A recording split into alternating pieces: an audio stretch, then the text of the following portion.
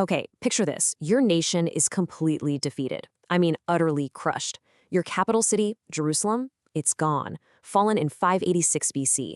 Your people are scattered, forced to live as exiles in a foreign land. All hope is just gone. It's right there in that moment of absolute despair that a prophet named Ezekiel has one of the most incredible, mind-bending visions in all of history. And honestly, it's a vision that has kept people guessing for more than 2,500 years. So let's get into it. So God takes Ezekiel and plops him down in the middle of this valley, and it's just filled with old, dry, scattered human bones. It's a pretty grim scene. And then he asks him this haunting question: Son of man, can these bones live? Wow. I mean, that single image from the book of Ezekiel just sets the whole stage for this incredible promise of restoration against all odds. And it brings up the question that people have been asking ever since. How on earth could something like that actually happen? You have to understand, for years, Ezekiel's whole message to the exiles in Babylon was pretty much all doom and gloom. He kept telling them, your city is going to be destroyed. And you know what? He was right.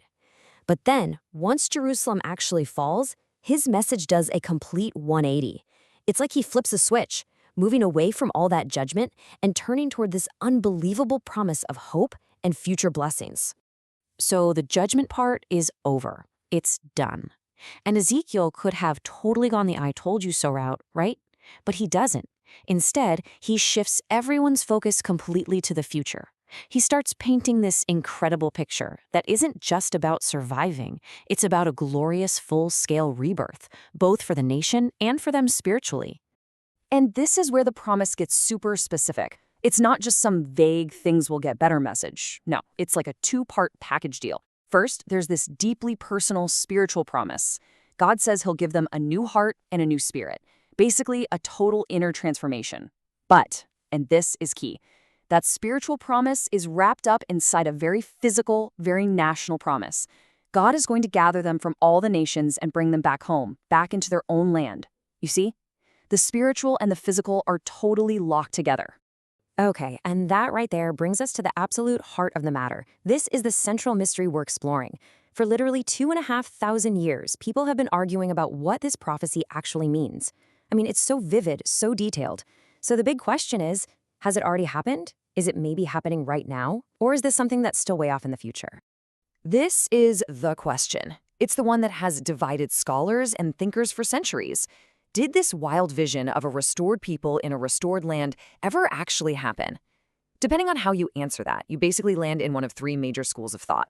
So here's the plan. We're going to break down the three main ways people have tried to solve this puzzle. First, maybe it was all fulfilled when the exiles returned from Babylon. Second, maybe it's not literal at all, but a spiritual thing fulfilled in the church. And third, the idea that the real fulfillment is still to come for the nation of Israel. Let's dig in. All right, let's kick things off with option one. This one seems like the most obvious, right?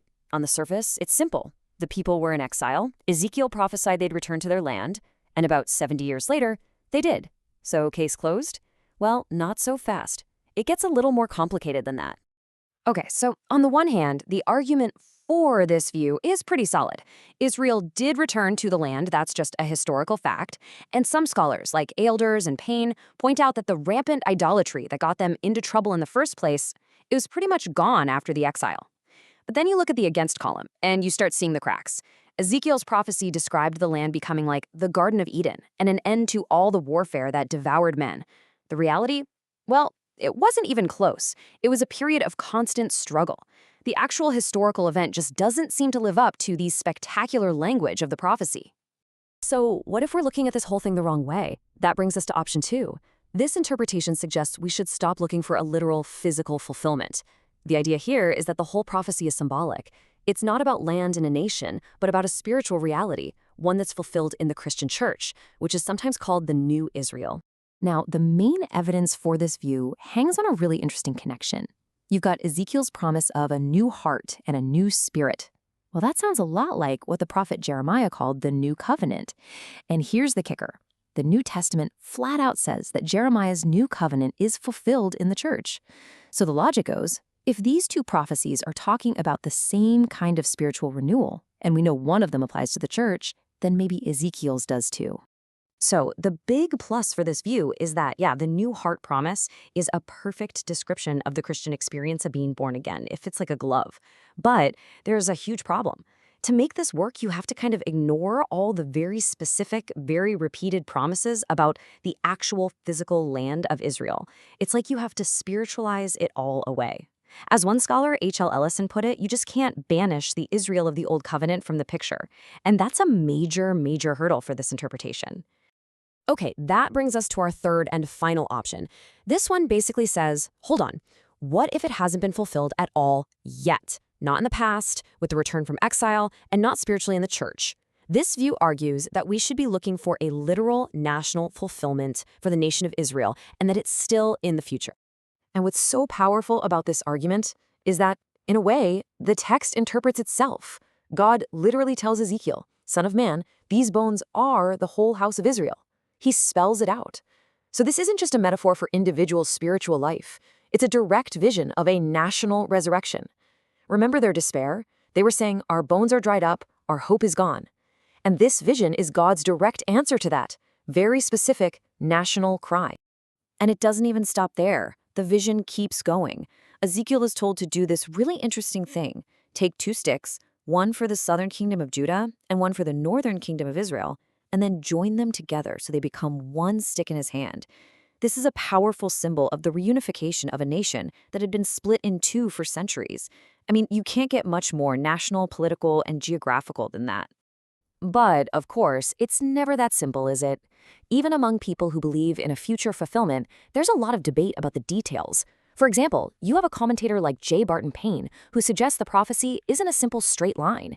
He thinks it actually jumps around between different moments in history, which just goes to show you how tricky this stuff can be to figure out. So Payne's theory kind of maps it out like this. He says one part is about the return from exile.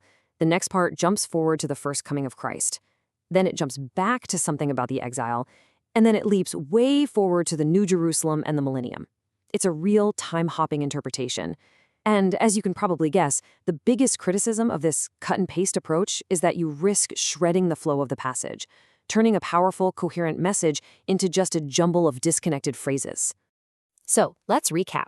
We've got 3 main ways to look at this ancient prophecy. There's the past view. It was fulfilled when the exiles returned from Babylon, but maybe not completely. Then there's the spiritual view. It's all a metaphor fulfilled in the Christian church. And finally, the future view. It's a literal promise for the nation of Israel that's still waiting to happen. In the end, the mystery of the Valley of Dry Bones isn't just some ancient historical puzzle. It's about what these words mean for us right now. And it leaves us with this really big question. How does the meaning of a text like this change over time, as every new generation tries to find its own story in these powerful promises? After 2.5 millennia, the conversation is still going strong, which I think proves one thing for sure. These ancient words are anything but dry bones. They are very, very much alive.